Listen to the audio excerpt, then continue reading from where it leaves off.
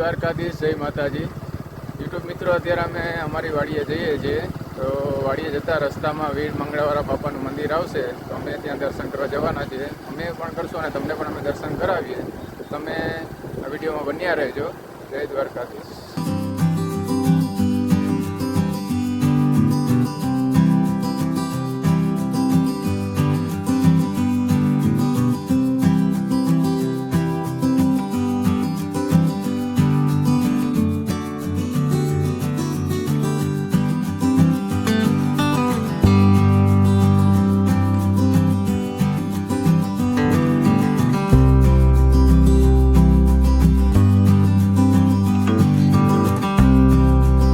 મિત્રો, અમે વીર મંગળવાળા બાપાના મંદિર આવી ગયા છે દર્શન કરવા માટે. આ સૂત્રાપાડા તાલુકામાં ઉમરી ગામમાં આવેલું છે. ત્યાં અમે બાપાના દર્શન કરવા માટે આવ્યા છીએ. અહીંયા વીર મંગળવાળા બાપા બિરાજમાન છે, જોઈ શકો છો તમે. યુટ્યુબ ફેમિલી, અમે અત્યારે વીર મંગળવાળા ત્યાં મંદિરે બેઠા છીએ. અમે દર્શન કર્યા, અને તમે પણ વીર મંગળવાળા બાપાના દર્શન કરો મિત્રો. જય વીર મંગળવાળા બાપા. વીર મંગળવાળા બાપાને તમે કોઈ પણ માનતા માનો તો તેને ખીચડી ધરાવવાની હોય છે. તો તમે કોઈ પણ માનતા માનવા અહીંયા આવશો, તેના પ્રસાદી સ્વરૂપે ખીચડીનો જ પ્રસાદ ધરવામાં આવે છે. તમે તમારા અનાજ કરિયાણું ઘરેથી લઈ આવો તો અહીંયા આશ્રમ છે, ત્યાં આશ્રમમાં ખીચડી બનાવી અને તમારે પરિવારમાં તમારે ખીચડી ખરાવી હોય, ગામમાં ખીચડી ખરાવી હોય તો તમે એનો પ્રસાદ કરી શકો છો અહીંયા. અને તમે જરૂર મુલાકાત લેજો. સૂત્રાપાડા તાલુકામાં ઉમરી ગામમાં વીર મંગળવાળા બાપાનું સરસ્વતી નદીના કિનારે મંદિર આવેલું છે. જય વીર મંગળવાળા બાપા. આ વીર મંગળવાળા બાપાની જગ્યા છે, તમે જોઈ શકો છો. અહીં વાસણ ભંડાર આવેલો છે, આ બાપુનો આશ્રમ છે. અને આગળ આપણે જઈએ તો અહીં રસોડું પણ છે. આટલું મોટી જગ્યા છે કે અહીં તમે પીવાના પાણીનો જે બધું પણ અહીં સુવિધા આપેલી છે. આ રસોઈ ઘર છે. અહીં પણ તમે જોઈ શકો છો કે અહીંયા તમારે પ્રસાદીની ખીચડી બનાવવા માટે પણ વાસણો મળી રહેશે, ચૂલા મળી રહેશે, બધું મળી રહેશે. અને આખું એનું પટાંગણ આવેલું છે કે વીર મંગળવાળા બાપાની જગ્યામાં તમારે કોઈ ધાર્મિક પ્રસંગ કરવો હોય, ખીચડી કરવી હોય તો બાપુનો સંપર્ક અગાઉથી કરવો પડે છે. મિત્રો, તો વીર મંગળવાળા બાપાના દર્શન કરી અને અમે વાડી તરફ જઈએ છીએ. હવે વાડીએ જઈએ અને આપણે મળીએ. તો તમે પણ અમારી સાથે બન્યા રહેજો.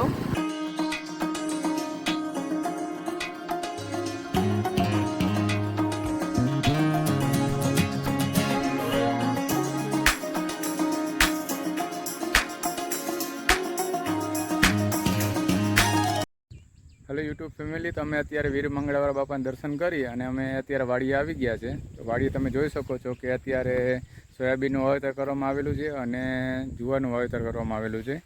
અમે બાર નોકરી કરીએ છીએ, તેના માટે અમે વાડીએ ઓછા આવી શકીએ છીએ. જ્યારે પણ મોકો મળે છે ત્યારે અમે વાડીની મુલાકાત અવશ્ય લે છે. પણ હવે આ વિડીયો બનાવવાનું ચાલુ કર્યું છે એટલે અમે વાડીની મુલાકાત અવશ્ય લેશું જ. હવે અલ્પા પણ જો અત્યારે વાડીની મુલાકાત લઈએ છે. અમે ફ્રી થાય ત્યારે વાડીની મુલાકાત માટે આવીએ છીએ, તો એ પણ અત્યારે મોજ કરે છે વાડીની. તો તમે પણ બધા મોજ લેજો યુટ્યુબ ફેમિલી. અને આગળ આવા નવા વિડીયો તમને જોવા મળશે. તો તમે પણ જ્યારે પણ સોમનાથ આવો તો અમને કોન્ટેક કરજો. અમે વાડીની મુલાકાત તમે લેજો અમારી, તમને મજા આવશે. અમારી વાડી છે. અત્યારે જુવાર છે, સામે છે કેરીના ઝાડવા છે. આ સોયાબીનનો આખો પાક છે. આ બાજુના ખેતરમાં મગફળી છે. નારિયેળીનો બગીચો આવેલો છે. જો અમારા માટે અત્યારે કંઈક ફૂલ તોડીએ એવા છે, અમને ફૂલ આપે છે. આ વાડીની મોજ જ આ છે. આ વાડીની મોજ છે. અને જોઈ શકો છો તમે જુવારનો પાક છે. અમે જુવારના ખેતરમાં અમે અત્યારે જઈએ છીએ. ગામડામાં રહેવાની કેને મજા ના આવે, પણ હવે એક વસ્તુ થઈ ગઈ છે, ગામડા છોડીને સિટી તરફ બધા વળી ગયા છે. તો બધા જે પણ સિટી તરફ વળી ગયા છે પૈસા કમાવા માટે જાય છે, કેમ કે ગામડામાં ખેતી સિવાય કોઈ ધંધા નથી. હવે એક વસ્તુ થઈ ગઈ છે દેખાદેખી, કે ભાઈ ઓલાનો છોકરો આમ કરે તો ઓલાનો છોકરો આમ કરે, તો બધાને ત્યાં નોકરી કરવા માટે જવું પડે છે.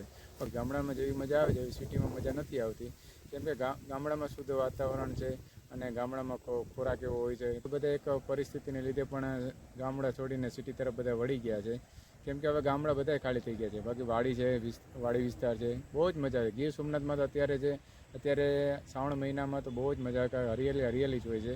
પણ આ વખતે વરસાદ નથી, તો આ વખતે હરિયાળી છે પણ હજી વરસાદમાં નાળી નાળા ને નદીને એવું કે જો ડેમને એવું નથી વલાણું કે એના પણ આપણે દેખાડી શકીએ અને ફૂલ મોજ કરી શકીએ. વરસાદ ન હોવાને કારણે અત્યારે જમજીનો ધોધ અને નાળા ડેમ છે એ પણ એમાં પાણીના નીર નથી, નહીં તો એમાં પણ આપણે બહુ જોવાની મજા આવે છે. તો હવે જ્યારે પણ એ પ્રસંગ આવશે ત્યારે આપણે એનો શૂટ બનાવશું. અત્યારે આપણે ગામડાની લાઈફના શૂટ બનાવી છે અને આગળ જતાં ટ્રાવેલિંગમાં આપણે ધાર્મિક સ્થળોને વિઝિટ કરશું અને તમને પણ કરાવશું. તો અમારા વિડીયોને લાઇક, શેર, સબસ્ક્રાઈબ કરજો અને જેટલી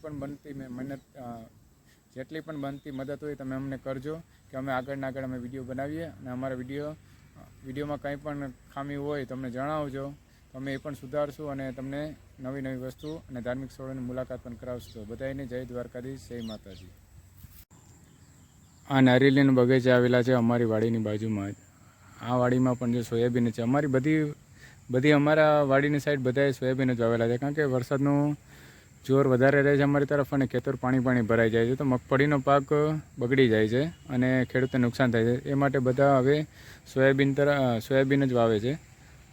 અને અમારા ખેતરમાં જવાની જગ્યા છે, આ સામે છે એ હાઈવે રોડ છે અને નારિયેળીના બાગ પણ છે. ચલો મિત્રો, હવે અમે જાય છે પ્રાચી મોક્ષ પીપળે પાણી પીવડાવવા માટે, પિતૃને પાણી પીવડાવવા માટે. તો ત્યાં અમે પાણી પીવડાવીએ અને પછી ત્યાંથી અમે ઘર તરફ નીકળી જઈશું. તો રસ્તામાં જેટલા પણ સિનેમેટિક વ્યૂ આવશે એ તમને બતાડશું, તો તમે અમારો વિડીયો જોતા રહેજો. વાડીએ થઈ અને આપણે અત્યારે પ્રાચી આવ્યા છે, પ્રાચી મોક્ષ પીપળે પાણી પીવડાવવા માટે. અહીંયા કર્મકાંડ થાય છે, પિતૃના કાર્ય થાય છે, પછી તમે પીપળે પાણી રેડી શકો છો. કુંડ આવેલું છે, ત્યાં આપણે પિંડ પધરાવવાના હોય, નાહવાનું હોય. અહીંયા આગળ જ આપણે મોક્ષ પીપળો આવેલો છે. ફેમિલી આપણે મોક્ષ પીપળે પાણી અને પૂજા કરાવી અને હવે આપણે ઘર તરફ આગળ વધીએ છીએ. તમે મોક્ષ પીપળાના દર્શન કરો અને જ્યારે પણ તમે ગીર સોમનાથ જિલ્લામાં સોમનાથ આવો તો પ્રાચીની મુલાકાત અવશ્ય લેજો અને પિતૃ માટેનું સ્વર્ગ માનવામાં આવે છે.